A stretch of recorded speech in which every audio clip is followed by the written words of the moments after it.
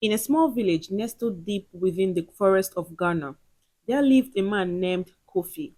From birth, Kofi had been told by the village elders that he was special. His mother, on the night of his birth, had been visited by a powerful spirit who told her that Kofi's life was tied to his hair. As long as his hair was never cut, he would live a long life.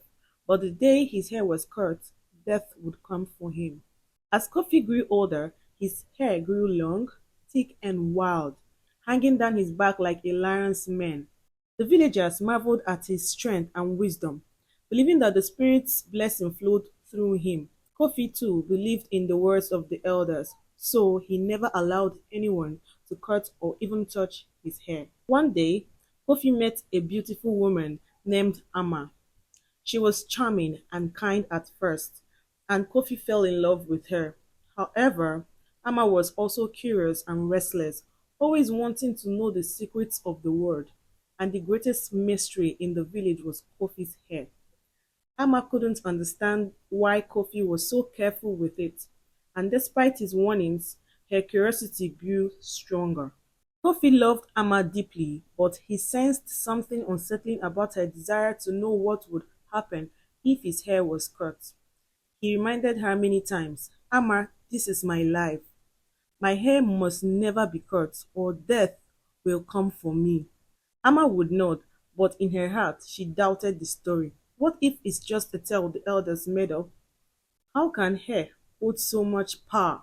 She wondered. One fateful night, as Kofi lay fast asleep, Amma's curiosity got the best of her. She crept out of the bed and quietly fetched a sharp knife from the kitchen. The moonlight shone through the window as she stood over Kofi, watching him sleep peacefully. Her hands trembled with excitement. I will cut just a little, she thought.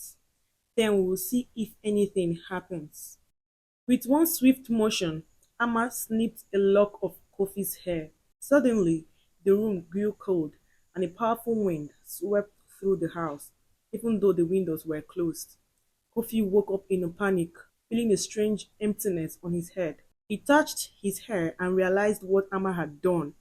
Amma, he shouted, his voice filled with fear and betrayal.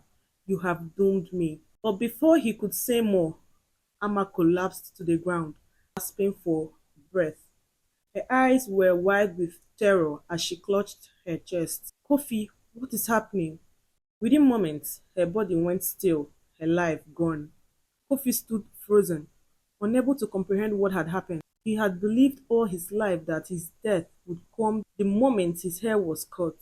But now it was Amma who lay lifeless on the floor. As the villagers gathered at Kofi's house the next morning, they mourned Amma's death and spoke in hushed tones. The elders came and examined the scene. They told Kofi that the spirit who had blessed him at birth had turned the curse back on whoever tried to break it. Your life is protected, Kofi, one elder said, but it is your betrayer who has paid the price. From that day on, Kofi lived with a heavy heart, his hair still long and untouched. Though he had survived, he could not forget the woman he once loved or the price she paid for her curiosity. The villagers spoke of the tragedy for years, reminding their children of the power of respect and the dangers of meddling with things they did not understand. And so, Kofi continued his life, carrying the weight of the curse and the memory of Amma, knowing that some secrets were never meant to be uncovered.